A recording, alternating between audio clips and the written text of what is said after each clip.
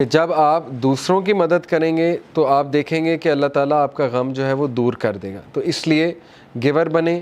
اور اس میں بہت امپورٹنٹ لیسن ہے کہ یتیم کو نہ دھتکارو. اورفن کے بارے میں اللہ کے نبی نے فرمایا نا کہ جو ایک اورفن کو ٹیک کیئر کرتا ہے تو وہ اور میں ایسے ہوں گے جنت میں.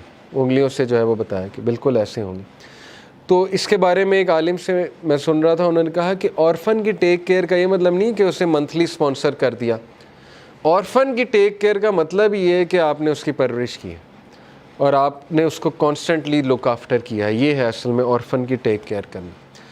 تو بہرحال سورہ ضحیٰ از یور اینٹیڈوٹ. جب بھی آپ ڈاؤن ہوں سورہ ضحیٰ پہ غور کریں.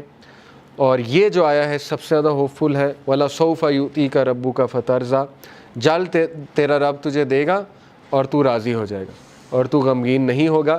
لیکن اس میں کی پوائنٹ پتہ ہے کیا ہے کہ اللہ سے امید لگانی ہے, انسانوں سے نہیں. بیچ میں کوئی پھر وہ شرک نہیں ہونا چاہیے, بیچ میں نہیں کوئی ہونا چاہیے اینٹی. ساری کی ساری امید اللہ تعالیٰ سے ہے. پھر آپ دیکھیں اللہ تعالیٰ جلد آپ کو ایسی چیز دے دے گا کہ آپ کا غم اللہ ہلکا کر دے گا. باقی آسانی کی دعا مانگنی چاہیے. دیکھیں حضرت یعقوب تو کہتے ہیں نا اللہ تعالیٰ کہ وہ رو رو کے اندھے ہو گئے, یعنی حزن میں تھے, وہ کانسٹنٹ سٹیٹ آف غم میں تھے. لیکن پتہ نہیں ایسی کیا ان کے پاس پاور تھی کہ اس غم کے باوجود, اب یہ پاور وہی تھی ظاہر ہے, اللہ کا نالج تھا, اللہ کی طرف سے سکینت تھی.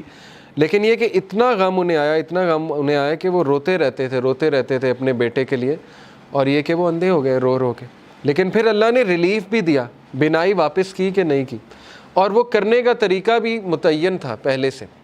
اور یہ بھی بات یاد رکھیں کہ بڑی خوبصورت ایک مثال ہے نا کہ لاسٹ کلاس میں نے دی تھی, کسی نے پوچھا کہ اللہ تعالیٰ کو کیوں نہیں ترس آتا کسی بندے پہ جو بہت زیادہ مشکلات میں. جیسے کسی نے مثال دی کہ شام میں ایک ماں تھی, اس کے 4 بچے تھے, اس کے گھر پہ بم گرا تو چاروں بچے فوت ہو گئے. تو اب وہ ماں اتنی پین میں ہے, اس کے پاس ہے ہی کچھ نہیں, اس کا شوہر بھی مارا گیا, وہ بیوہ بھی ہو گئی, بچے بھی مارے گیا, وہ کرے کیا؟ تو وہ کتنے غم میں اس ٹائم پہ, کیوں اللہ تعالیٰ کو اس پہ ترس نہیں آ رہا؟ کسی نے سوال پوچھا.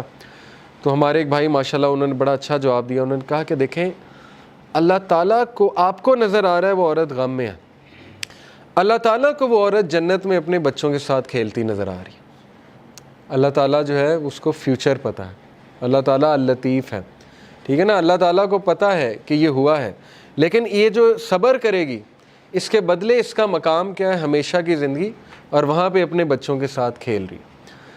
تو ہو نوز, ٹھیک ہے نا. اس لیے یہ کہ اللہ تعالیٰ پہ ٹرسٹ کریں اور اللہ تعالیٰ کے بارے میں کبھی نیگیٹو نہ ہوں. اور آج کا ٹیک اوے تھا اللطیف.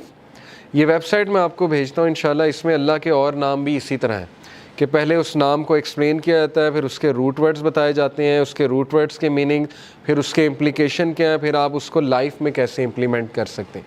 یہ بہت زبردست اللہ کے ناموں کو پڑھنے کا طریقہ ہے. انشاءاللہ آپ دیکھیں گے کہ آپ کو بہت کچھ پتہ لگے گا. اس کو پڑھیں. جزاک اللہ خیر. سبحانک اللہم و بحمدک, اشہد ان لا الہ الا انت, استغفرک و اتوب الیک. والسلام علیکم ورحمۃ اللہ وبرکاتہ.